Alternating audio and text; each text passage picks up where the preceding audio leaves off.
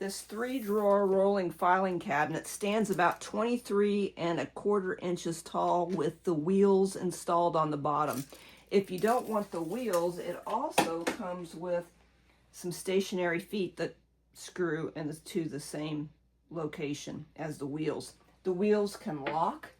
The only assembly needed for this is to add the wheels or the feet on the bottom and to just screw in these metal drawer handles. So it's really easy. It takes probably less than 5 minutes, and you have a nice cabinet here. The top drawer has a lock. It comes with 2 keys. So when you lock it, it locks all the drawers.